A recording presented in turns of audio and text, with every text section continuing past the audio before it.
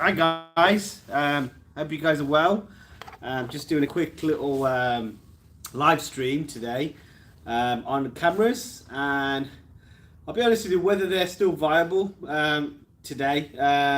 So I've got my mug, my camera mug, sitting here in sort of this room, and I'm doing a live stream, just talking about cameras and how I personally think they are now starting to become a very niche product, and the reason why I think that is because of smartphones. Really, why would you buy a DSLR now when you can do a lot of your video blogging or your stuff via a very high-end smartphone? So I'm using a Samsung S22 Ultra, and it's 8K, and it's got all the features that all these smart cameras have, and like, it's crazy, man. Like, why would you go down the DSLR route if you're not a professional? Like, that's my thinking, because a DSLR is now so expensive. Like a mirrorless, for example, you're looking about, I don't know, about 2 to 3 grand for a top spec Sony or a Canon camera. Now, who can afford that? Like in the UK, you're looking at about 2.5 grand for a mirrorless camera. So obviously the prices have gone up. Has the quality gone up? I'm not too sure, to say the truth, because a lot of these newer cameras, they tend to be very good quality, but on a small screen, when you're looking at your content on a Samsung or an iPhone, there is a difference, but it's not a massive difference. So for your normal user, is it viable for you to have a DSLR camera? And my answer to that would probably be no. And if you're a professional user, mainly using it for professional work, then yeah. So if you do videography, if you do photography, then it's definitely worth getting one, because you're going to be doing professional work. So for example, I do quite a bit of freelance work. So I do weddings, I do events, I do corporate events, and I need your running gimbals, your Manfrotto gimbals. I need really good light. I need your Canon 5Ds, your Sony mirrorless cameras, and also your Canon mirrorless cameras, and also your Nikon. So for me, those tools are really important to use and to have on location. But for you, as a general user of sort of cameras, you have to ask the question whether you need them or not, and whether you're gonna go to a store and spend 2.5 grand on a camera when you know that all you're going to be doing is snapping photographs. So it's something that you need to think about. A lot of these cameras have quite, really good aperture shutter. So what you got to think to yourself: do I need to have those settings? Like when you auto tracking, for example. Your cameras do auto tracking, so your phones do auto tracking. So why do I need it on a DSLR camera? You only need those settings if you're a professional. So are you a professional? That's the question I'm asking you. Is it worth you spending 4 grand or 5 grand buying a DSLR camera? In the UK, they're going for about 3 grand. Mental, really expensive. Is it worth you buying one of those? That's the question I'm going to ask you, because you are better off getting a smartphone if you are just going to do your general photography and filming work, because of the fact that they are cheaper. So like, for example, I went into a store in the UK and I saw a camera, a smartphone, and it's 500 quid for an Ultra 2021, I think it was, brand new, A grade. I thought, I must get one of these. And that's what I'm filming with this right now. So I am at work right now, and I'm doing a live stream about cameras, and about why it's worth you getting one or not getting one, and whether it's useful for you. So my thinking is, if you are a home user, you are a domestic user, you're snapping your kids, your family, you're sitting in your living room taking selfies, you're in the garden doing whatever you're doing, get yourself a top spec smartphone. But if you are professional, then get yourself a top to mid-range mirrorless. I wouldn't go down the DSLR route anymore, to tell you the truth. I would go down the mirrorless route, purely because that's the way the industry is going. Most professionals are using mirrorless cameras. They're not using DSLRs. Some still are. I'm still using a Canon 5D Mark IV. I know some of my colleagues are still as well. I know when I go on location, I still see people using them. And the quality is stunning still. So, you know, you can get yourself a second-hand Canon 5D Mark III for about £500 in the UK. You can get yourself a Canon 5D Mark IV for about 900 quid, I think. So they're still amazing and they do such cool things. The ISO is ridiculous. The aperture, the shutter, the sensitivity, the focal points, the amount of focal points you have on these cameras is amazing, and you can get real sharp photography and videography with those settings that you need. But if you're a domestic user, please don't go and spend that amount of money. Like, I've done a couple of demos on the 250D, which is a really, really good camera, and it is a mid-range camera, but it's light, it's compact, but I wouldn't take it on location, and I wouldn't use it as my main camera because it doesn't have the build and the robust quality that I need to be using as on an industrial level, because I'm going to be shooting, I'm going to be moving around, I'm going to be going on different things, I'm going to be moving in different locations, and it's heavy work. You know, when I go home, I speak to my wife, and she says to me, well, you just go and take photographs. It's not just that, you know.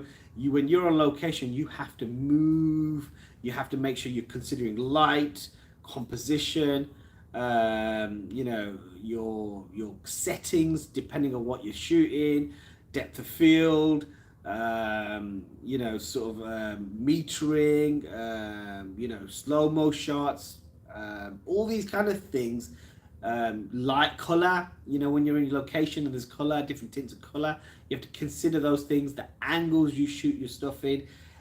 All of these things take consideration when you're on location, and you have to think about them. So, you know, when you go to an event, like I went to a dance festival on the weekend, and most people will stand in front of a stage, get their phone out, or, you know, sort of that way, and film. You know, that's your standard kind of like mantra what people will do. So they get their phone and they'll do that. I'm sure you've done that, haven't you? You've got your phone and you've done that. You'll do that. And you shoot like this way, which is fine, which is what most people do. But what am I doing when I'm shooting? I'm shooting to here. So this point, I'm not shooting from down here. I'm not shooting from up here. So I'm not shooting in different angles. I'm not going panning in like that. I'm not going across like this.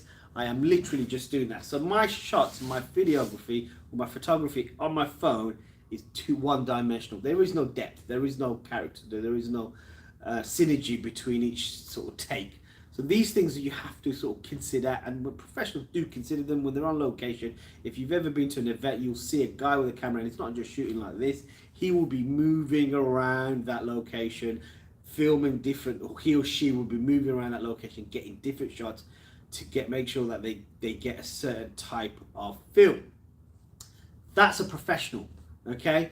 For the normal user, it's point and shoot. So I'm going to ask you a question.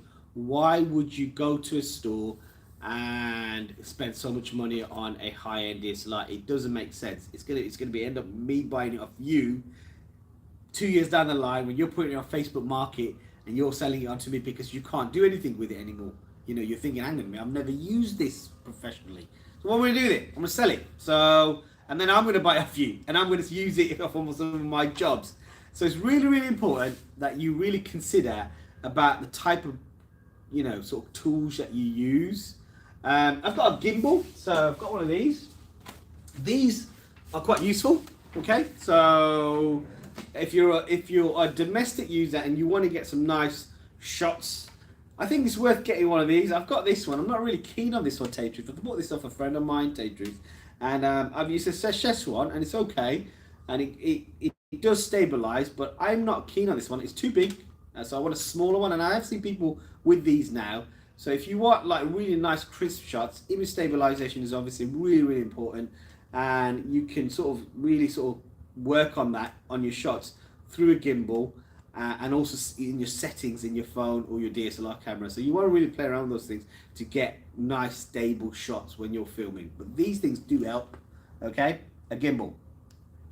This one is a Szechuan, okay? So gimbal. and this might be useful for you filming, etc. If you've got any questions, please do post. I'm happy to respond. I don't tend to do live feeds to take. I do a lot of recordings and a lot of videos. I do like camera demos. But if you've got any questions, please do post, and I'm happy to respond to anything that you might have. And I appreciate you. You know, the few people that are on that are watching me. So shout out to you guys. I really do appreciate people watching me on my channel, and we're all camera lovers at the end of the day. And with that, we got into photography or videography because we're visual people. We like to look at things, and obviously I'm in really low light, crap light. I'm using a ring light. So if I go closer, I should be a little bit better. Yep. But if I go back, I'm not as good. So maybe I'll put the light on. Let me give you a sec.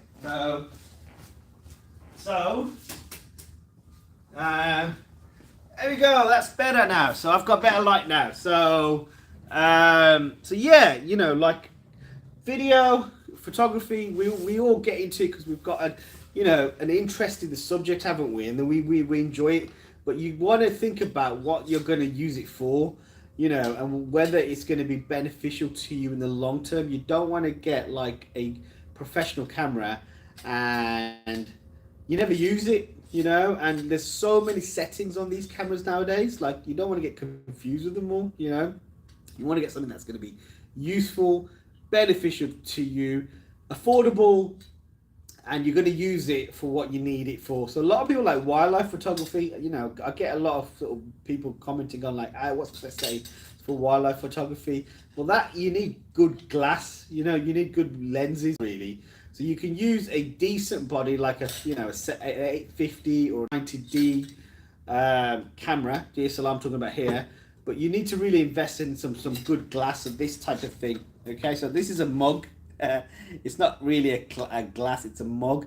But these are like L. If it was a lens, it would be an L lens. So you want to get yourself some really decent lenses, really. And the beauty of lenses, they never sort of go out of fashion, and they don't go. You don't need to replace them. You can get like sort of kind of adapters for certain brands. So say for example you've got Canon and you've got your DSLR user and you're going to go down the mirrorless route. You can get yourself adapters on these things, and then you can use your lenses on your mirrorless camera. So that's something I'm starting to do now, because I'm going down the mirrorless route and I'm thinking, oh God, man, I've got all these really cool lenses and I've spent a lot of money on these things, and how do I sort of still use them? So you can get adapters for them, and they do still produce stunning quality images. So the glass does make a huge impact on your overall quality of what you make or what you produce. And the better glass you have, the better stuff you will make. It's a bit like, if you studied design or you studied visual studies, it's what you put in is ultimately what you get out. So what you look at online. So I work with students and I work freelance, and I say to my students always is, if you're going to go online and you're going to go to Google and you're going to look at the first thing that comes in your head, you're gonna most of the times not make the best stuff. Go onto specific websites that do specific things. Look at industry professionals on TikTok and Instagram, and go into a store, man. Go into a bookstore and look at some stuff. So as a photographer or a videographer, same principles apply. You need to go into these locations, find stuff that's going to be useful for you and your content creation, and then use that as a platform for inspiration and reference. So you're not copying it, you're using it as a guide and a reference to your stylistic approach to making whatever you're going to make.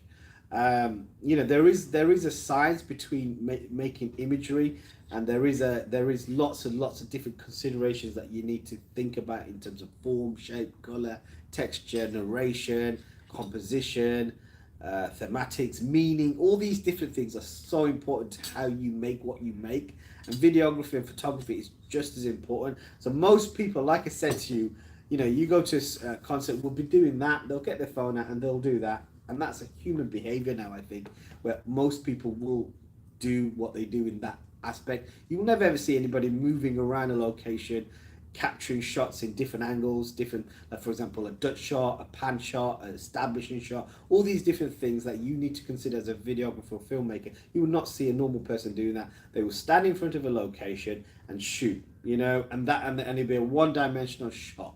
and there's millions of people doing that kind of thing. So do you want to be that same person? Do you want to buy this really expensive camera kit and use it for just that one type of thing? You've got to ask yourself that question. Is it going to be beneficial to you? Probably not. Okay, I wouldn't want to be that videographer standing in front of a stage shooting shots in one dimension. I get bored when I do stuff like that, to tell you the truth. I do certain types of events where people want me to stand in front of a location and shoot people coming in and out. And, you know, it is boring, to tell you the truth. So, you know, you don't want to be doing that all the way through your job. So if you've got a professional camera, you've purchased a professional camera, you want to get into videography, you want to get into photography, but you don't want to, you know, you want to do some professional stuff. You don't want to be doing jobs where you're standing taking photographs of chairs, for example, or people just coming in and out. But so you want a mixture which will make your job, your event much more interesting, and you'll get a lot more out of it. You know, if I was you as well, I would get high end stuff. Now, why would I get high end stuff? Well, if I'm a professional, I wouldn't get mid-range stuff. I don't know why people get like sort of kind of like mid-range stuff. I do a lot of demos on Canon 90Ds and stuff like that, which are like mid-range cameras. But that's because certain audiences, one, you might be a college student, you might be a university student, and your budget might be a certain amount and you can only afford to get that. That's okay. But if you're a professional working in the industry, really you want to invest in your glass and you want to invest in your body. And I would always suggest you invest in two bodies, not one, two. Okay, so I shoot with a Canon 5D Mark IV, and I would also get myself another camera, maybe a mirrorless R7, R10, the new ones that are at the moment, and that would be mainly my backup camera. That's the one I go to just in case I need, you know, like if I have problems with my main camera, and it does go wrong, crazy. You know, you get error things coming up. You know, when most people put their camera in the bag and do the next thing. When you're filming on location, your camera's like glued to your hand like this. You mean you can't get the thing off? It's like literally you're holding like your baby. You know, and if you're a photographer filmmaker and you're out there, you listen to me, you know what I'm talking about. You literally hold on to the thing all day. Your fingers get all crazily.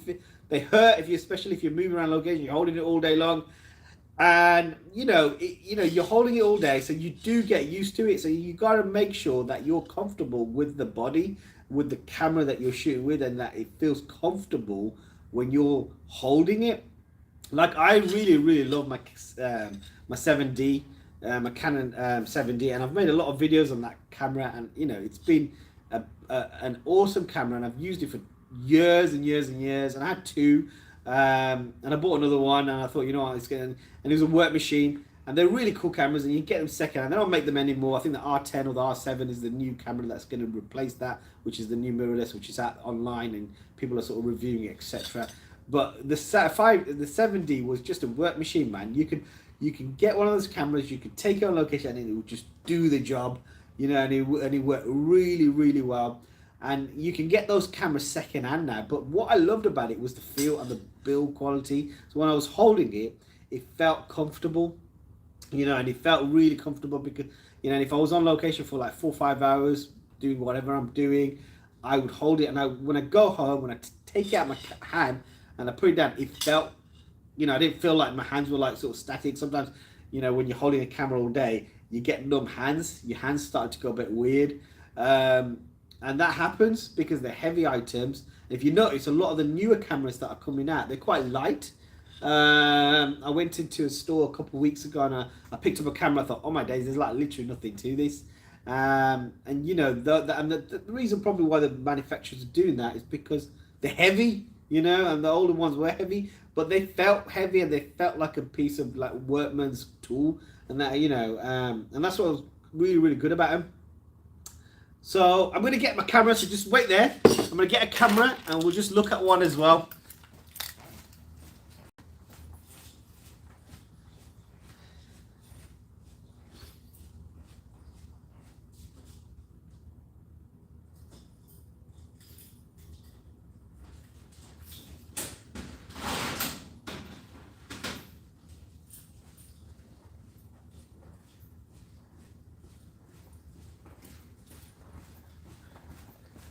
Right, guys, thanks for waiting. Right, so I've got a camera with me. Let's get it out. All right, here we go. So what's in this bag? And it is. I've got one here. So I've got. You know, this is one that I've got here. So this is the Canon 5D Mark III. Okay, so this is not the 4. I have got a 4. And this is the Canon 5D Mark III. Now, the first thing I'm going to say to you is this is definitely a pro camera. So it's not. I would say it's not a entry-level camera. It is a pro camera. It's heavy. All right, it's really heavy.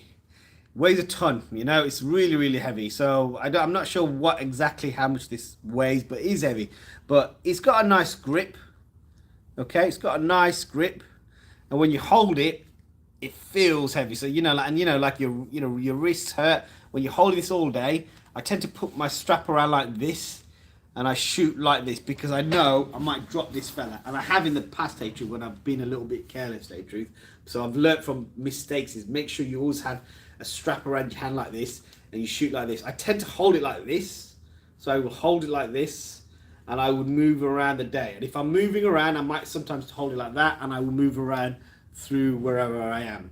You know, especially if you're going upstairs, you're going through little tight alleyways, you're going in on like hills, for example. You slip and you break your, you might be on location, you might be going upstairs, you might be going up a building. Who knows where you're gonna go? If you're holding a 2.5, 3 grand camera in your hand, I don't know about you, but I wouldn't want to drop the damn thing. So I'm gonna hold it like this, okay? And I'm gonna have the strap. So if I did drop it, I've got some security that I'm not gonna break it. So this is using an L lens. So this is my lens. Now this is a pretty decent bit of glass. So this is what I was talking about. This red rim suggests that it's a premium product. So you want to get yourself some really good quality glass. This is your glass, and this could be mounted on your mirrorless with an adapter, which will allow you to capture those other types of shots with your other body. Because obviously, like a lot of photographers and filmmakers are skeptical about moving from one brand to another, and I'm the same. I'm dying to go to Sony to get the Sony A7 series, but I'm sticking with the Canons because of the fact that I'm used to them. But I know the color and the depth on the Canon is awesome, and I'm thinking, man, should I go to that one or should I stick to this one? Let me know what you guys think, whether you think that I should switch, and whether you think it's the right thing to do. But at the moment I'm sticking with Canon. I've got a lot of Canon cameras and I do a lot of Canon camera demos, but maybe I should switch. I don't know. I'm still sort of debating about it. But Canon 5D Mark III, this one. I've got this on it. So this is my, I always keep this on, I just keep it on because I don't like losing them, to tell you the truth. So these things are like basically mounts. So you don't want to lose. And so if you've got like sort of monopod or you've got a tripod, I usually just, because it's my own camera and I've got a couple of cameras, I usually just keep this on here because it's easy accessible, and when I'm on location I don't have to keep taking them on and off. So I just keep this on, and this is basically my mount for my mono tripod. So I've got a mono one, so Manfrotto one, and I will just mount it on there. It doesn't really sort of kind of get in the way of anything. Some cameras' batteries might be underneath here, but this doesn't really get in the way. My battery's over here, so I just literally just push it out and I can get my battery out like this. Okay, I tend to have about 8 of these, all right, and I'll have about 3 in my pocket when I'm on location. So another little tip for you, again, if you're a professional user, is in your pocket have about 4 or 5 batteries. Keep them to your hand, and also keep SD cards to hand.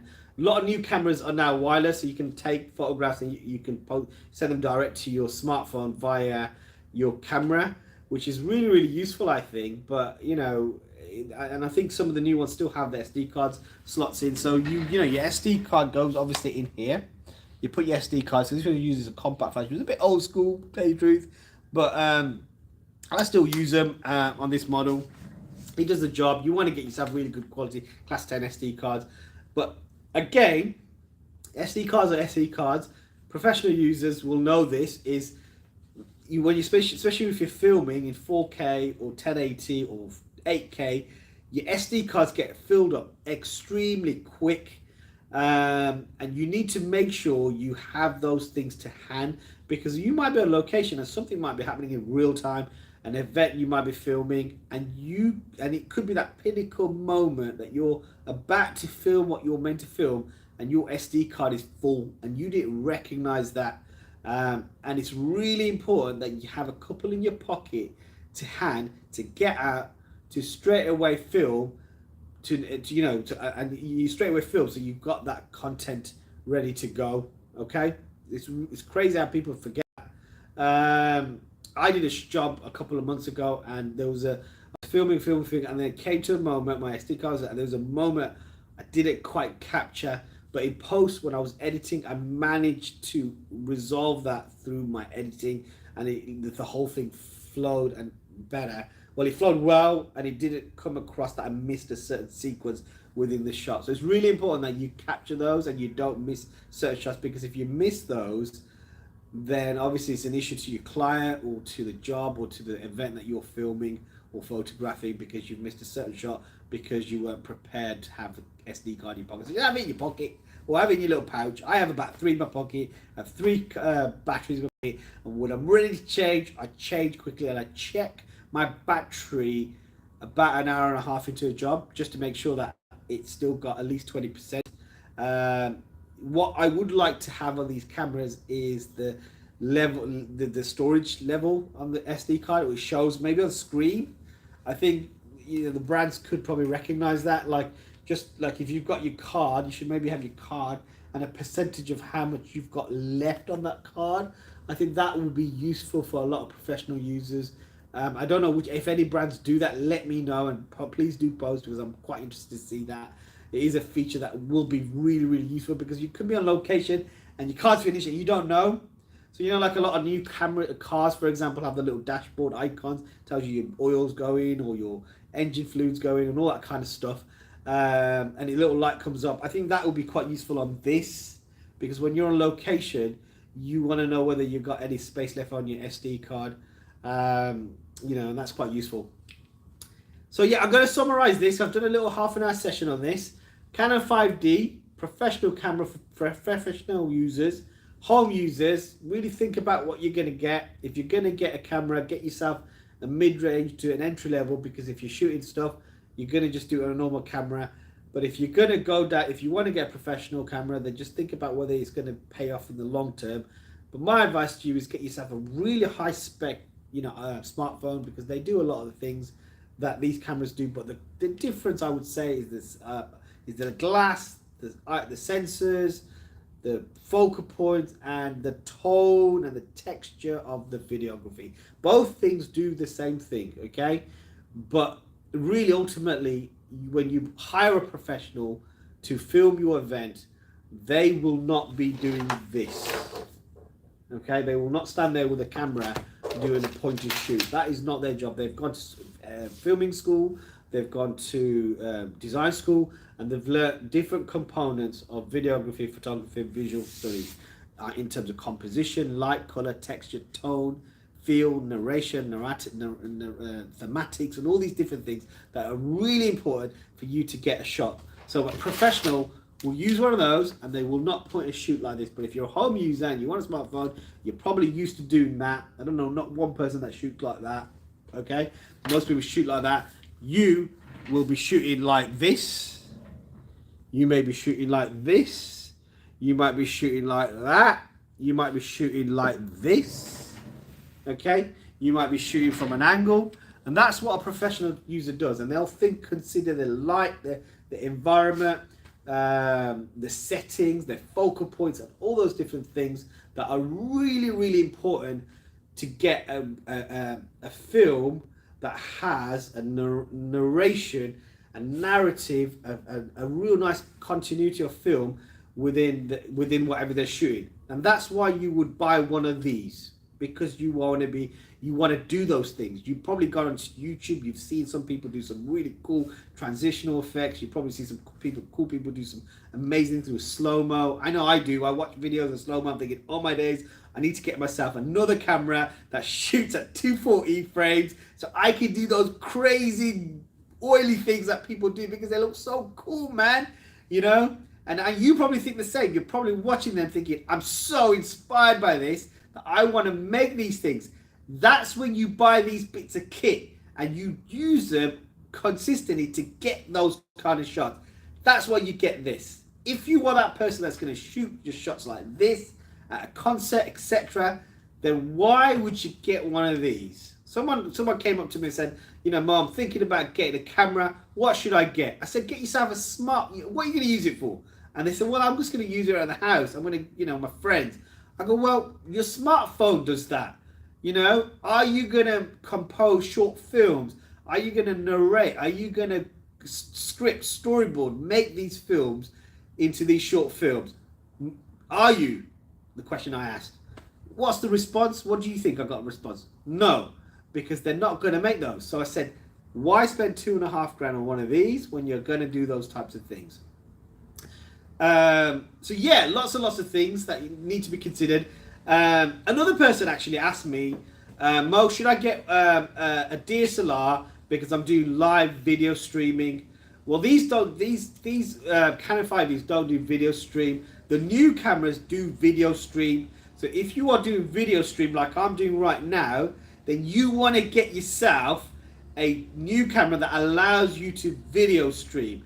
Why? Because a lot of people want to see stuff happening in real time. So that's really, really important for the new feature. So you might use it for that, okay? But at the same time, a Sony or a Samsung or a iPhone top spec camera, you could do the same thing. So I'm filming this with a Samsung camera at the moment, and I'm demonstrating this Canon 5D because it makes logical sense. It's quicker, it's easier. I don't need to get all my equipment out. I don't need to say, oh, I just film it with my smartphone and I can stream it online and you guys can see this content and you can see what the difference is with content. You might be a beginner. Well, if you're a beginner, then you want to consider about the right content. Is a Canon 5D Mark IV, a Sony A7 series, or a high-end Nikon the right tool for you? Probably not.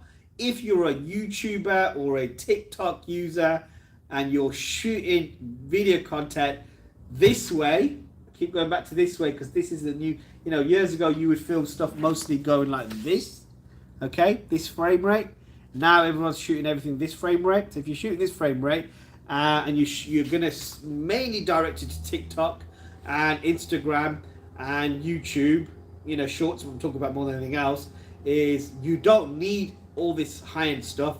You need good lighting, you need good composite, you need some good apps as well, to say truth, that you can edit. So like things like CapCut, for example, are really, really useful for editing. So those things will be really, really useful for your editing and to sort of compose short films and to make those narrations in a good way. Okay, I've got about 6. I've never done this before, guys. This is my first ever live stream and I've noticed my numbers are going up. That's not a bad thing because that means some people are watching me, and I appreciate you watching me, those few that are online. And you know, please subscribe, and if you got any questions, please do post. I am actually a graphic design tutor. That's what I do for a living.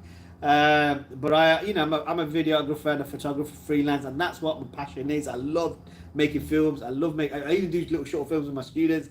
You know, I try to get that in. You know, I don't want to be talking about logo designs and Photoshop and Illustrator, InDesign and Blender and After Effects and all that jazz all the time. So I try to get the filming in, and sometimes they don't like it. Sometimes they like it, and they like to, you know, I say to them, well, let's make a short film. And they're like, we made horror films, and you know, and it came out really well. If you want to see those, I'll post them. And it's all good stuff. So, oh, sorry guys, I got a message.